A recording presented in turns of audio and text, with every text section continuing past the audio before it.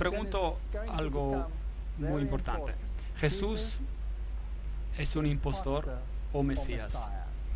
Es una pregunta muy importante, porque este Jesús reclama algunas cosas asombrantes.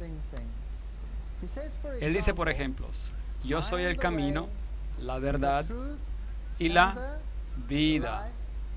¿Cuántos vienen al Padre? Nadie viene al Padre sino por mí. Eso es lo que dice.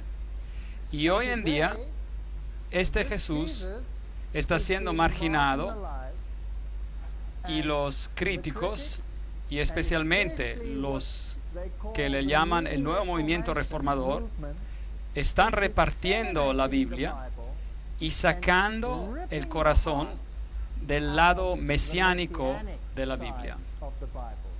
Jesús debe, si queremos tener una unidad mundial de religiones, convertirse uno al nivel que todos nosotros. ¿Correcto?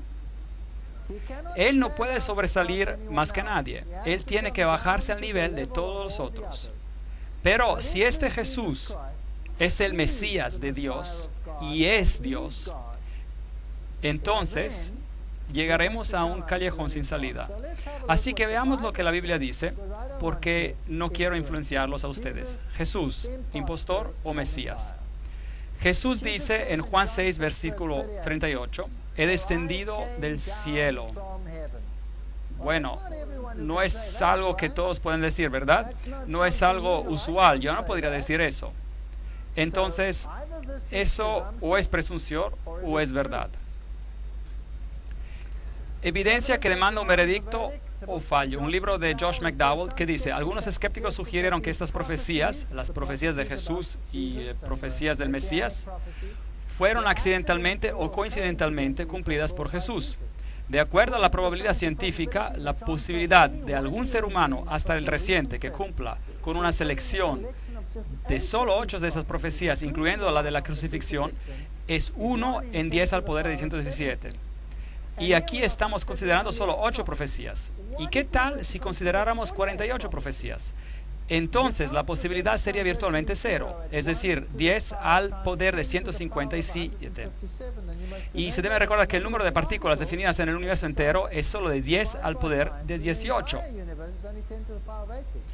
Así que este es el número de partículas de billones sobre billones de universo tras universo al infinito. Increíble. Y si consideramos todas las 61 profecías, creo que hay más profecías aún, y cada una de ellas está cumplida por Jesucristo. Números 24 y 17 dice, saldrá la estrella de Jacob. Él sería precedido por un mensajero. Solo voy a mencionar algunas de esas profecías, no voy a enfocarme mucho en todas ellas. Quiero hablarles de una profecía específica esta noche. Brevemente vamos a repasar algunas de esas profecías antiguas. Isaías 43, una voz que clama en el desierto, preparad un camino a Jehová, nivelad una calzada en la estepa de nuestro Dios. Así que la Biblia predice que el Mesías sería predecido por un mensajero. En esos días vino Juan el Bautista predicando en el desierto de Judea diciendo, arrepentid porque el reino de Dios está cerca. Mateos 3, 1 a 3. Así que él estaba predicando este mismo mensaje predicho por el Mesías. Juan 8:36, así que si el Hijo os libera, seréis verdaderamente libres. Es una profecía muy importante. Así que, de acuerdo con esta declaración por Jesús, la libertad viene por medio de Cristo y nadie más. Porque Él dice que nadie viene al Padre sino por mí. Los judíos respondieron, descendientes de Abraham somos y jamás hemos sido esclavos de nadie. ¿Cómo dices tú, seréis libres? Él estaba hablando de la libertad de la esclavitud, libertad de pecado. Mi reino no es de este mundo, Juan 18:36. Estas son declaraciones asombrosas. El nacimiento milagroso. Por tanto, la Virgen concebirá y dará luz a un hijo, y le pondrá por nombre Emmanuel, que significa Dios con nosotros. No cualquiera persona, Dios con nosotros. Pero a lo mejor alguien dice, no se lo llamó Emmanuel, se lo llamó a Jesús. Vean, en los tiempos antiguos, el nombre se refería a algo. Tenía un significado. No era solo un nombre objetivo, tenía significado. Así que Emmanuel significa Dios con nosotros. Josué, el cual es traducido en griego como Jesús, significa Jehová el Salvador. Dios el Salvador. Y Jesús reclamó ser Dios. Así que no lo se puede comparar con nadie en ningún sistema religioso. Eso es Isaías 7:14. Y el ángel le dijo a ella, concebirás en tu vientre y darás luz a un hijo, y lo llamarás su nombre Jesús, el cual es exactamente el mismo que Emmanuel. Jehová el Salvador está aquí. En otras palabras, Dios con nosotros. Lucas 1:28-31. Entonces el Antiguo Testamento dice, Belén, Belén, de ti ha de salir el que será Señor en Israel. Miqueas 5:2. Y esta Belén en particular, Betlehem en Efrata, que significa el pan de vida vendría a nacer en Belén. Claro que sabemos que esto se cumplió. Jesús nació en Belén, en Judea, en el tiempo de Herodes, y a él le fue dado el nombre de Josué, Jehová el Salvador. Jesús dijo, me ha ungido Jehová, me ha enviado a predicar buenas noticias a los pobres. Esta es una profecía del Antiguo Testamento también. A vendar a los quebrantados de corazón y publicar libertad a los cautivos y a los prisioneros apertura de la cárcel. A proclamar el año de la buena voluntad de Jehová y el día de venganza del Dios nuestro. A consolar a todos los que están de luto. Isaías 61, 1, 2. Lucas 4, 10, 18, 19. Nos dice eso que es exactamente lo que Jesús declaró de sí mismo. Él declara que el Mesías haría milagros, luego los ojos de los ciegos serían abiertos, los oídos de los sordos oirán, entonces el hombre cojo saltará como un ciervo y el mudo cantará. Y en el Nuevo Testamento, Mateo nos dice, Lucas nos dice que Jesús sanaba todo tipo de enfermedades, a ordenar a que a los afligidos de Sión se les dé esplendor en lugar de ceniza, aceite de gozo en lugar de luto, manto de alegría en lugar de espíritu angustiado. Isaías 61:3. Salmo 78:2 dice que el Mesías hablaría en parábolas. Mis labios pronunciarán parábolas. Mateo 3:34. La Biblia predijo también la entrada triunfal y se encuentra en Zacarías 9:9. Mira que tu rey vendrá a ti justo y salvador, pero humilde, cabalgando sobre un asno. Todas estas cosas son predicciones del Antiguo Testamento. Aún el hombre de mi paz, en quien yo confiaba, el que de mi pan comía, alzó el pie contra mí. Se cumplió y leemos en Mateos que Judas Iscariote hizo precisamente eso. ¿Y qué tal ese texto en Zacarías 11, 12, 13? Entonces pesaron mi salario 30 piezas de plata. Hasta el precio fue pagado por este engaño. Se encuentra en el Antiguo Testamento. Tomé entonces las 30 piezas de plata y las eché en el tesoro de la casa de Jehová. Y es exactamente lo que hicieron. Compraron el campo del alfarero porque no quisieron usar ese dinero por otra cosa, porque era el dinero que había causado la muerte de Judas. Y Judas fue al príncipe de los sacerdotes y dice, ¿me queréis dar y yo los entregaré? Y le dieron las 30 piezas de plata. Y arrojó las 30 piezas de plata en el templo y se fue. ¿Y qué hicieron? Compraron el campo del alfarero. Cada pequeño detalle de mi cuerpo a los heridores y mis mejillas a los que me mesaban la barba, el sufrimiento de Jesús que tuvo que pasar fue increíble, increíble. No aparté mi rostro de injurias y de esputos. Él pasó por tribunales 7 veces y fue golpeado en la cara, antes Caifás, luego antes Ananías, delante del tribunal en la noche, luego al tribunal de los oficiales romanos, luego fue llevado con Herodes, de vuelta a Pilato. 7 veces pasó por tribunales. No aparté mi rostro de injurias y de esputos. Isaías 56. Entonces lo escupieron en el rostro y le dieron puñetazos. y otros lo abofeteaban. Dice la Biblia que lo golpearon una y otra vez y otra vez y otra vez. Me odian sin causa alguna, Salmo 69. Y luego él sería rechazado. La Biblia predijo, me odian sin causa alguna, Juan 15. Él fue apresado y afligido y no abrió su boca y fue llevado como un ternero al matadero, Isaías 53. Todo allí en el Antiguo Testamento. El Antiguo Testamento da testimonio de Jesucristo. Y siendo acusado por los principales sacerdotes y por los ancianos, nada respondió, ni una palabra, así como un cordero al matadero, Mateos 27, 12. Y meneaban sus cabezas y sacudieron sus cabezas y dijeron, mira a este hombre, ¿de dónde viene? Mateos 27, meneando sus cabezas. Hasta la manera como él iba a morir, Salmos 22, 16, clavaron sus manos y sus pies, lo crucificaron y fue contado como los transgresores, Isaías 53, 12. ¿Sabían que hay grupos de protestantes cristianos en el mundo que niegan esa profecía totalmente? Hasta niegan que las profecías mencionadas aquí pertenecen a Cristo, cuando el Nuevo Testamento mismo la refiere a Jesucristo. Me asombra pensar que hay denominaciones protestantes que hacen esto. Me dieron a beber vinagre, Salmos 69, 21, Mateos 27, 34.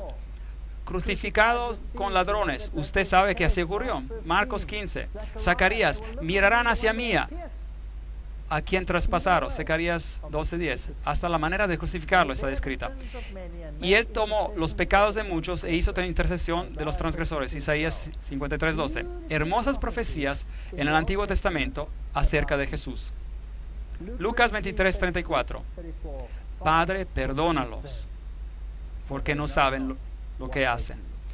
Cada pequeño aspecto acerca del Mesías fue predicho y está cumplido por Jesucristo. Repartieron también mis vestidos y sobre mi ropa echaron suertes. Antiguo Testamento, Salmos 22, 18. Y podríamos seguir aún más. Sabían que dividieron su ropa, pero echaron suerte por la prenda interior blanca. ¿Por qué? Porque estaba tejida de un solo pedazo. Y hay una tipología en esto. La justicia de Cristo es de un solo pedazo, sin cortes, es perfecta. Es tan perfecta que no se podía cortar, dividir, así que echaron suerte para ella. Hermosa tipología aquí. Juan 19. Las personas se preguntan, ¿por qué dijo, mi Dios, ¿por qué me abandonaste?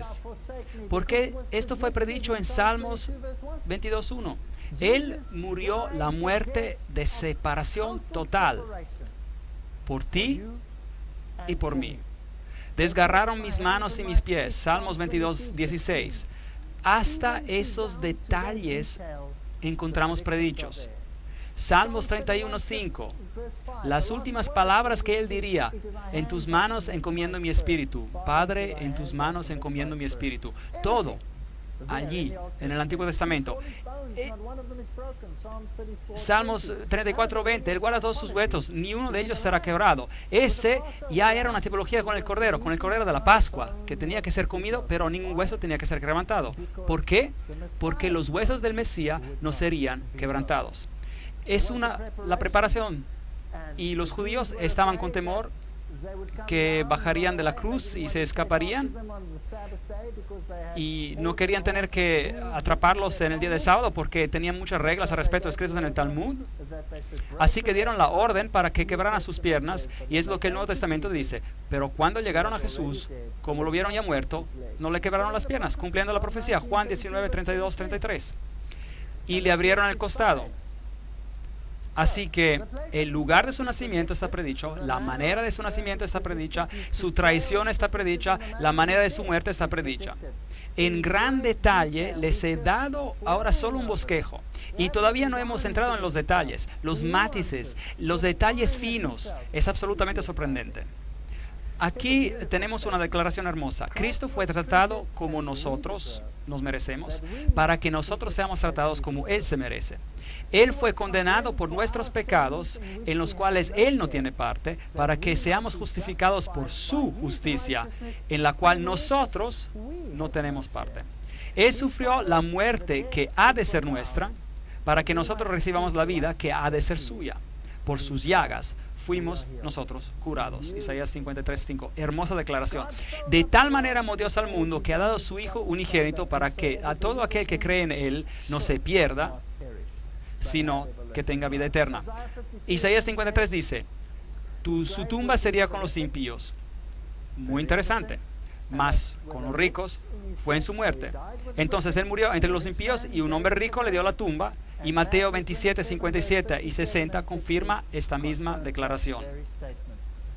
Así que la manera de su muerte, la manera como fue sepultado, todo está en el Antiguo Testamento.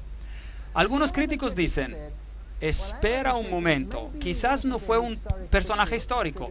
Quizás los escritores del Nuevo Testamento escribieron todas esas cosas para hacer ver como si Jesús hubiera cumplido las profecías.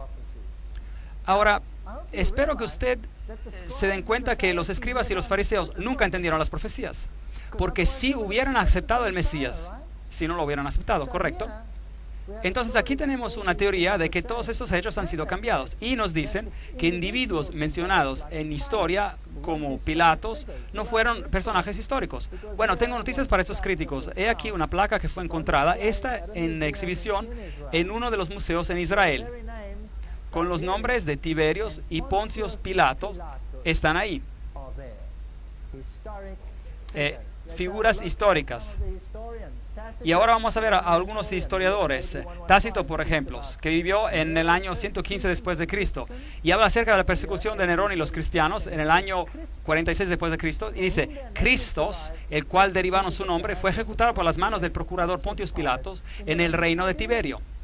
Así que acá tenemos una fuente extra bíblica, la cual dice cuándo pasaron esas cosas. Luego tenemos a Suetonio, el historiador romano, escribiendo en el 120 después de Cristo y dice, como los judíos estaban constantemente haciendo estorbos. Recuerden que los cristianos eran contados como una secta judía y entonces se llamaban judíos. Estorbos instigados por Crestos, el emperador Claudio lo expulsó de Roma. Y el Talmud, que es la tradición judía, dijo que en el día de la Pascua crucificaron a Jesús de Nazaret. Así que hay acá fuentes afuera de las Escrituras que confirman este asunto. Jesucristo era siempre central. El Mesías era siempre el centro de la religión de Israel. Si mira al santuario que tenía que ser construido, cada objeto, cada parte del servicio que ocurría en el santuario es una referencia a Cristo. La historia más hermosa del plan de salvación se representa aquí en el sacrificio del Cordero, el cual representa el Cordero que quitaría el pecado del mundo. Si entra a este santuario, había un lavador que representa las consecuencias de sus acciones, lavados de sus pecados, de confesar sus pecados. Jesucristo, la luz del mundo, Jesucristo, el pan de la vida, Jesucristo, el intercesor, Jesucristo, el misericordioso. Todo está allí. Es una historia hermosa, pero no tenemos tiempo para entrar en eso.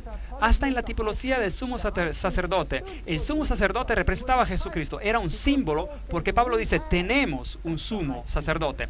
Es Jesucristo el que ha entrado en la majestad del cielo. Hebreos 8, 1, 2. Tenemos un sumo sacerdote, el cual se sentó a la diestra del trono de majestad en los cielos. Él es el ministro del santuario y de aquel verdadero tabernáculo que levantó el Señor y no el hombre. Tema muy interesante. Porque no entró Cristo en el santuario hecho por los hombres, figura del verdadero, sino en el cielo mismo. Así que esa era una figura, era simplemente un tipo para presentarse ahora por nosotros ante Dios. Él entró en el mismo cielo, Hebreos 9:24. Todo el Antiguo Testamento es una tipología de las mismas acciones de Jesús. Así que ahora tenemos un problema. El mundo va a esperar muy pronto que todos reconozcan a todos como iguales. Pero la Biblia dice que hay solo un camino a la salvación y ese es por medio de Jesucristo. Y que Jesús no era uno de muchos profetas en este mundo, pero era el Mesías predicho, el Dios hecho hombre, el que bajaría del cielo para pagar el precio del pecado para ti y para mí y salvación. Y tenemos que saber qué opinamos sobre este asunto. Bueno, hay una fantástica profecía en Daniel que ha puesto este asunto más allá de cualquier sombra de duda. Tanto así que es una pesadilla para aquellos que quieren rechazar a Jesucristo como el Mesías.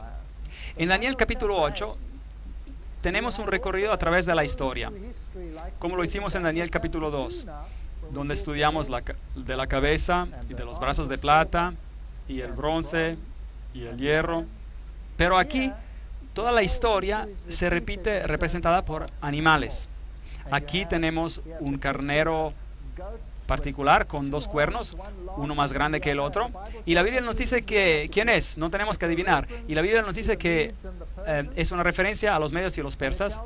Y después de hablar de estos dos cuernos, nos dice que un macho cabrío vino con un cuerno notable entre sus ojos. Y nuevamente no tenemos que adivinar. Nos dice que el cuerno prominente representa el primer rey de Grecia. ¿Quién era? Pues Alejandro el Magno. No tenemos que adivinar. La Biblia nos dice exactamente lo que representan estos símbolos. Y dice que él se acercó y atacó al carnero con los dos cuernos y le quebró los dos cuernos. Medo-Persia fue conquistada. Así que el macho cabrío viene volando, choca contra el otro y se quiebra su cuerno. Y Daniel 8:8 nos dice, el macho cabrío creció en gran manera, pero cuando estaba en su mayor fuerza, aquel gran cuerno fue quebrado. Entonces, Alejandro Magno llegaría a su fin. Y en su lugar, 4 notables cuernos crecerían hacia los 4 vientos del cielo. Y sabemos que Grecia fue dividida en 4 regiones. Es interesante, había 12 generales peleando por el imperio, pero después de esas batallas quedaron solo 4 regiones. De una de ellas salió un cuerno pequeño que creció mucho hacia el sur y el oriente y hacia la tierra gloriosa. Creció hasta llegar al ejército del cielo y parte del ejército de las estrellas echó por tierra y las pisoteó. Aún se engrandeció frente al príncipe de los ejércitos. Por él fue quitado el sacrificio continuo. La palabra sacrificio está escrita en cursivo, significa que no existe en el texto original. Eso es lo que significa en la versión King James en inglés. Cuando escriben una palabra en cursivo significa que no está en el original. Así que por él el continuo fue quitado y el lugar del santuario fue echado por tierra. Ahora, todo este santuario representaba al Mesías y Roma vino y crucificó al Mesías. Hablaremos de ese asunto con más detalle después. Entonces oí hablar a un santo. Ahora Daniel en su visión escucha a un ángel hablar a otro ángel. ¿Y hasta cuándo durará la visión del sacrificio?, le pide el ángel al otro. La palabra sacrificio es añadida. Y la palabra continuo es tamid. La palabra sacrificio está añadida. El tamid, es decir, el continuo, el diario. El tamid significa continuo. El tamid era el fuego que estaba quemando siempre, y cuando los hebreos veían el fuego que siempre quemaba, sabían que había un sacrificio quemándose en su favor, representando la expiación de Cristo. Y podremos volver a este tema más tarde en una lectura. La prevaricación asoladora y la entrega del santuario y el ejército para ser pisoteados. ¿Cuándo va a pasar todo esto? Y le dijo, hasta 2300 tardes y mañanas. Y luego el santuario será purificado. Daniel 8, 13, 14. Tenemos un tiempo profético, una profecía sobre tiempo. Ahora, no vamos a hablar de esta profecía esta noche. Estos 2300 días proféticos los explicaremos otra noche en detalle. Así que no quiero hablar de esto en detalle, pero Daniel está hablando acerca de una profecía sobre un periodo de tiempo definido. Y yo quiero ver a una porción de este tiempo profético. Daniel 8, 23, 26. Al fin del reinado de estos, cuando los transgresores llegan al colmo, se levantará un rey altivo de rostro y entendido en enigmas, y él se levantará contra el príncipe de los príncipes, pero será quebrantado, aunque no por mano humana. Allí tenemos la frase, no por mano humana. Increíble profecía. La vamos a explicar más allá. Y vamos a ver quién va a estar en control justo antes de que Cristo venga. La visión de las tardes y las mañanas que se ha referido es verdadera. Y tú guarda la visión porque es para muchos días. para el futuro. Él dijo, hasta 2300 días, entonces el santuario será purificado. Entonces aquí hay una visión que le fue dada a Daniel y él no la entiende. No la entiende para nada. Y se le dice, no te preocupes, no las tienes que entender, considera el futuro distante y será desellada más tarde y no ahora. Y no vamos a tratar de este asunto en esta conferencia, trataremos de este asunto en otra conferencia. Entonces, Daniel está pensando acerca de esta visión y no la entiende. Está allí parado. Daniel 8:17. Vino luego cerca de donde yo estaba y al venir me asusté y me postré sobre mi rostro. Daniel está en visión y ve a este ser celestial y se postra delante de él. Entiende, hijo de hombre, que la visión es para el tiempo de la fin. Entonces la visión concierne el futuro, concierne el tiempo de la fin. Y tiene tantos aspectos que preocupan a Daniel. Y el capítulo 9, Daniel 9, desde el versículo 20 en adelante, tenemos una explicación de parte de la visión. Así que aún estaba hablando en oración cuando el varón Gabriel, ahora ese es el ángel Gabriel, volando con presteza, vino a mí diciendo, Daniel, ahora he salido para darte sabiduría y entendimiento. Entonces ahora él le va a explicar algo. Así que queremos saber de qué se trata. Y aquí vamos. Preparados. 70 semanas están determinadas sobre tu pueblo y tu santa ciudad. ¿Cuántos días en una semana? 7. Entonces 70 semanas sería 7 por 70, 70 por 7, llegaremos a los días. 70 semanas están determinadas sobre tu pueblo. Esos son los judíos. Y tu ciudad santa, ¿cuál es esta? Jerusalén. Para terminar la prevaricación, poner fin al pecado y expiar la iniquidad para traer la justicia imperdurable. Sellar la visión y la profecía y ungir el santo de los santos. Daniel 9:24. Tremenda visión, tremenda profecía. Así que las 70 semanas están determinadas, literalmente dice cortadas, de ese periodo de tiempo indicado, y todo esto se cumple, todo lo que se acaba de hablar. Fin de los pecados, reconciliación por la iniquidad, traer la justicia perdurable. Ahora, ¿quién hizo todo esto? ¿Quién trae la justicia perdurable? ¿Quién puede traer fin al pecado? Solo Jesús. Esta es una profecía mesiánica. Ahora, déjenme decirles, los judíos están muy enojados acerca de esta profecía. Escuchen esto. Esta es una maldición rabínica. La maldición rabínica. Y se encuentra en la ley del Talmud en página 978, sección 2, línea 28. Permítanme leerla. Que los huesos de sus manos y los huesos de sus dedos se caigan y se descompongan de aquel que dé las vueltas a las páginas del libro de Daniel para encontrar el tiempo de Daniel 9, 24, 27 hasta 27. Y que su memoria desaparezca de la faz de esta tierra para siempre. Increíble. Estos hombres hablan en serio. ¿Estaría de acuerdo? Entonces, tengo que preguntarles algo. Les pregunto algo, pues. ¿Están dispuestos a ir adelante a pesar de esta maldición? Porque si ustedes van a calcular conmigo el periodo de tiempo descrito en Daniel 9, 24, 27, entonces esa maldición debería teóricamente caer sobre nosotros. Pero déjeme decirle algo. Yo sirvo a alguien más grande que esa maldición. No tengo miedo de esa maldición. Y sé por qué ellos tienen esa maldición. Porque si esa maldición no estuviese ahí, alguien podría calcular el periodo del tiempo de esa profecía y enterarse de quién realmente deberían servirle. Veamos. Quitado, cortado, determinado, separado de 70 semanas quitadas de la profecía más grande para los judíos. Ahora, echémosles un vistazo. En profecía, un día vale un año. Una semana son 7 días, es decir, un día por un año. El principio de un día por un año significa que la semana vale 7 años. Ahora, ¿puedo decir yo eso?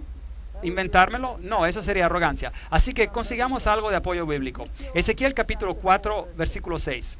Día por año te lo he dado. Se está hablando en el sentido profético. Números capítulo 14, 34, por ejemplo, dice: conforme al número de los días, de los 40 días que empleáis en reconocer la tierra, cargaréis con vuestras iniquidades 40 años, un año por cada día.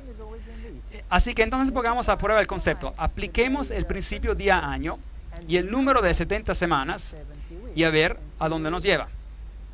70 semanas están determinadas sobre tu pueblo. 70 semanas, bueno, una semana tiene 7 días, entonces ¿cuánto es en días? Son 490 días, y este es el resultado de los 490 años proféticos que están determinados, cortados.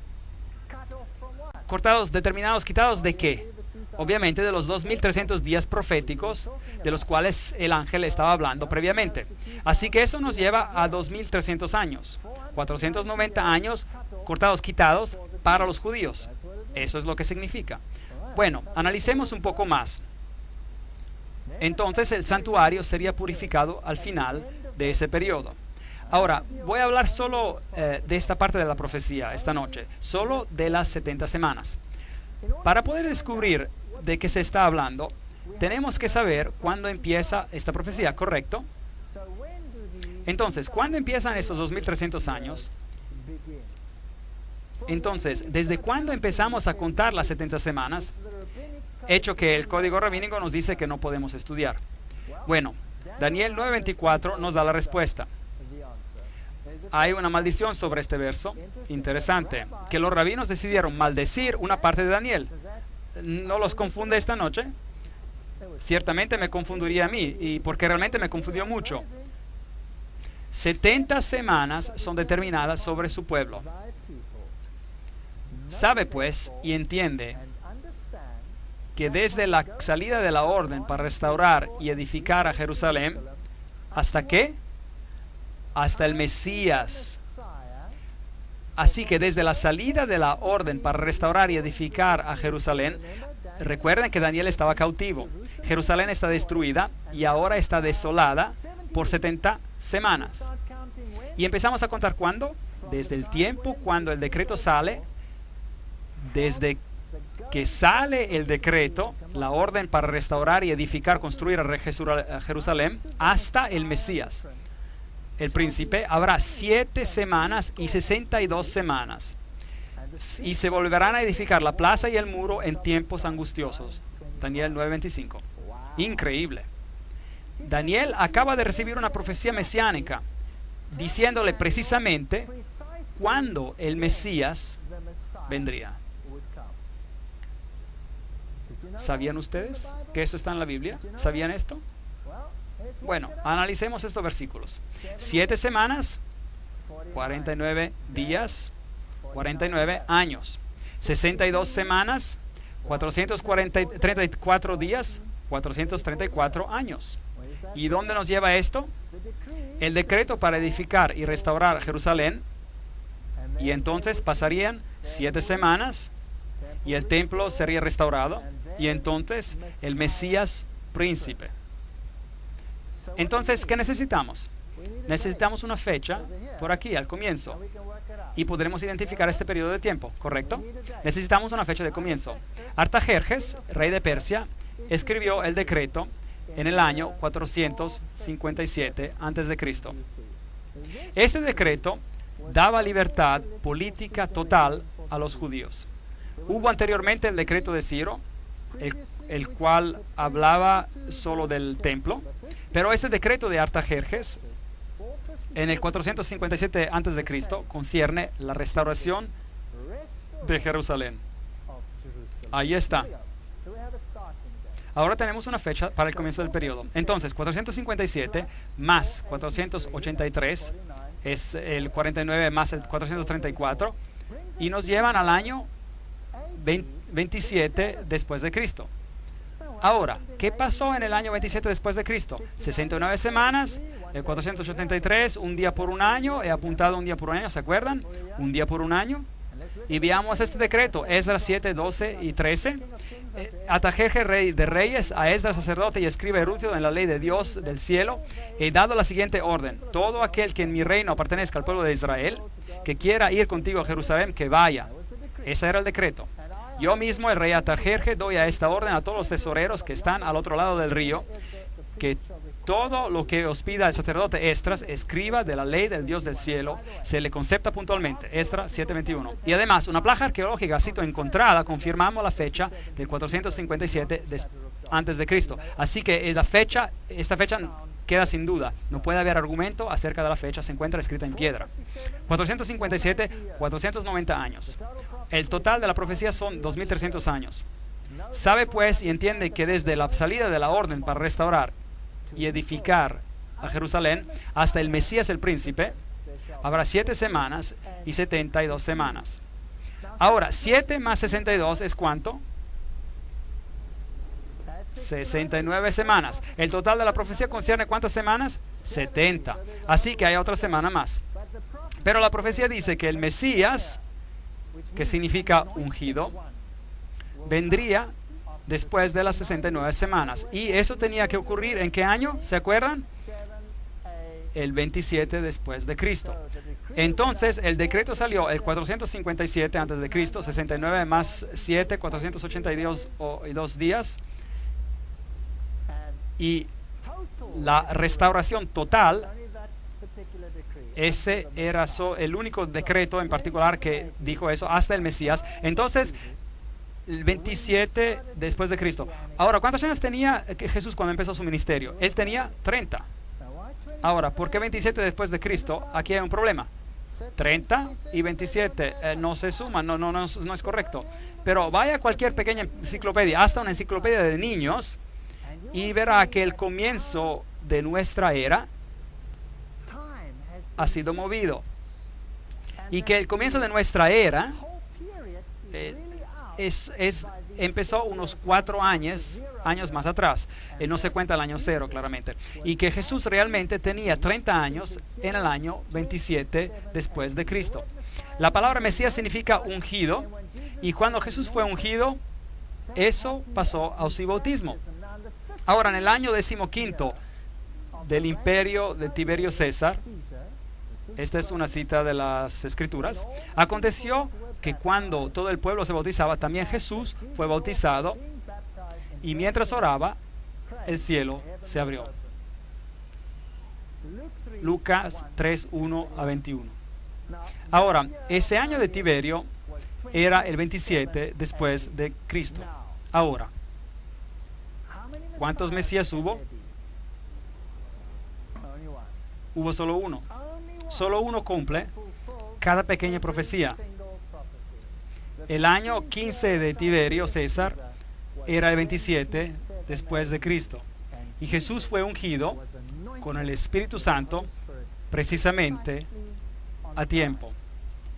Ahora, ¿se pueden imaginar por qué el Talmud rabínico dice: maldito sea el que saque la cuenta de las 7 semanas? Porque el judaísmo vendría a su fin.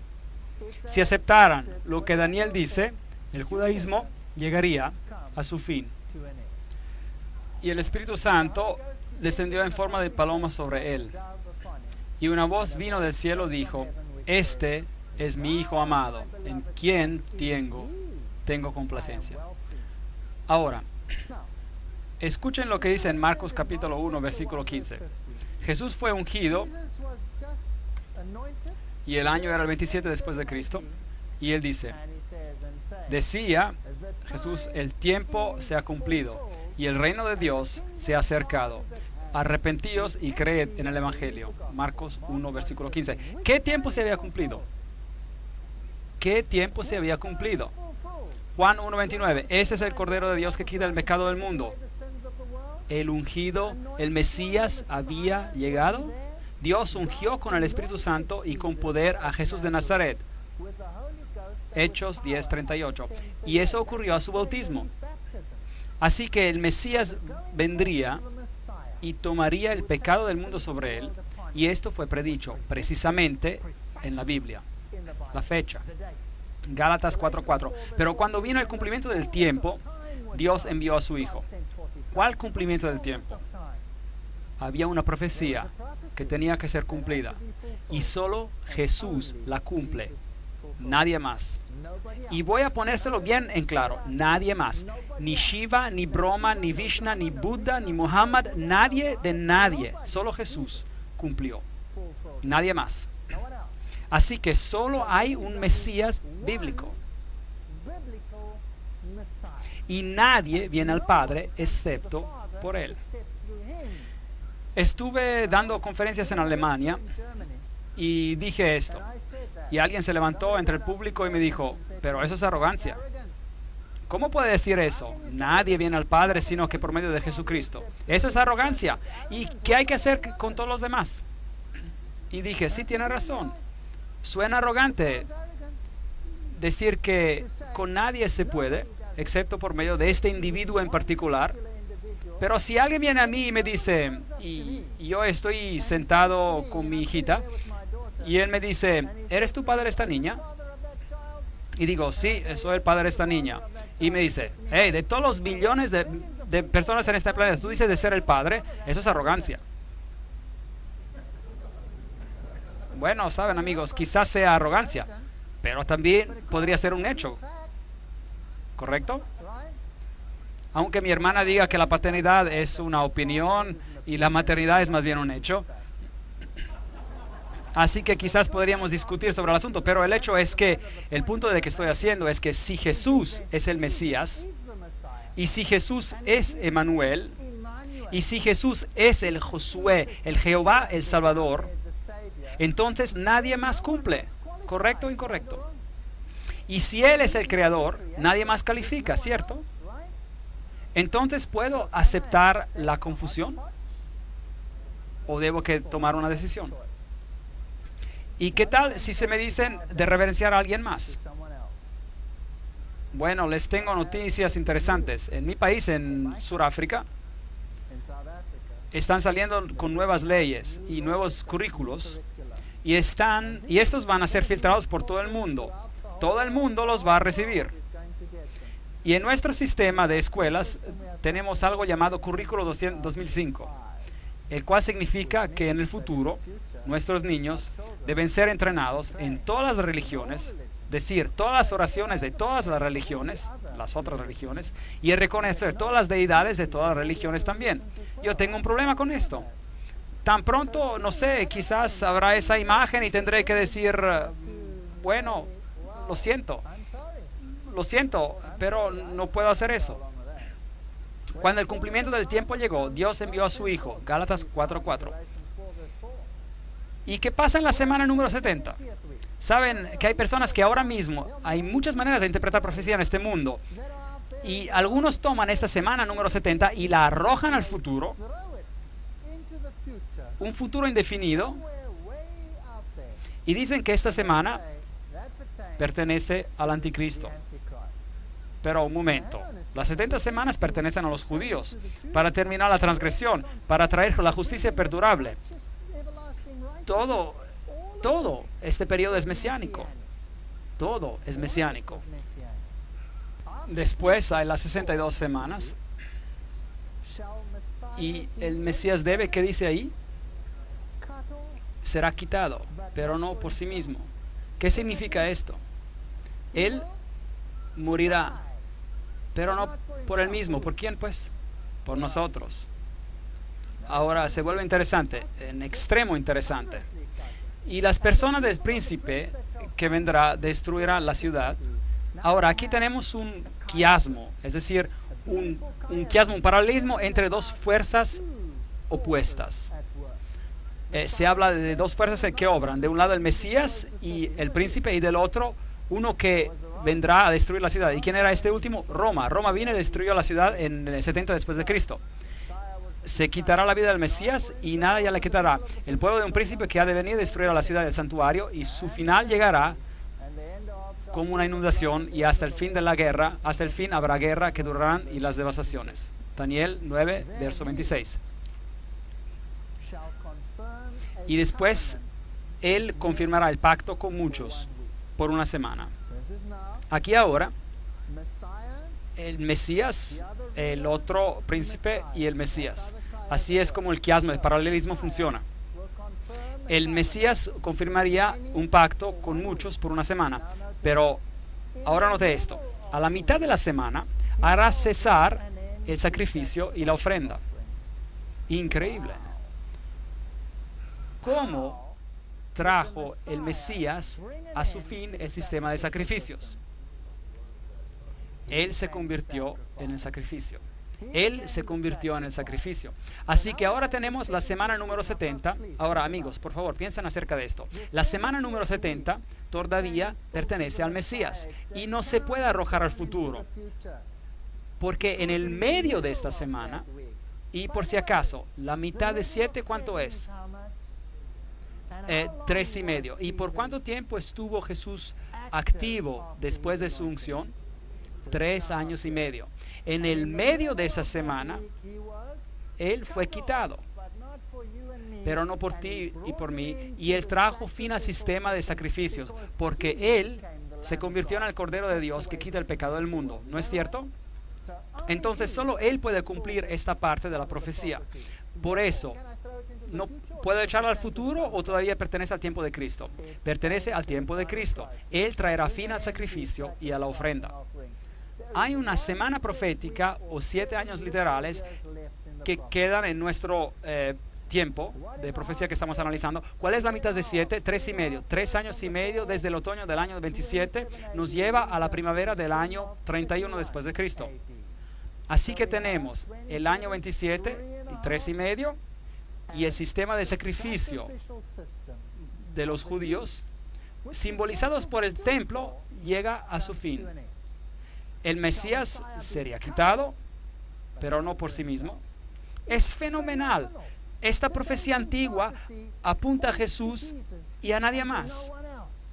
A pesar del disgusto de muchos líderes religiosos en el mundo hoy en día.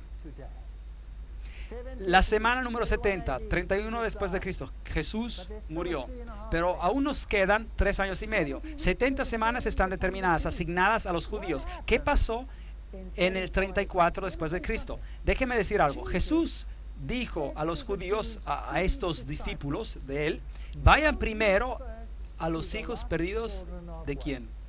De Israel. Id primero a los hijos perdidos de Israel. Él no los rechazó aún después de su muerte. Él dijo, id primero a los hijos perdidos de Israel. Y trabajaron primero entre los judíos. Pero luego, en el 34 después de Cristo, algo pasó. Algo pasó. Apedrearon a Esteban y los cristianos huyeron. ¿Y quién los persiguió? ¿Y quién mandaron detrás de ellos? ¿Se acuerdan? ¿Se acuerdan de Pablo? Pablo recibió una visión y él fue nombrado apóstol ¿de quiénes? De los gentiles.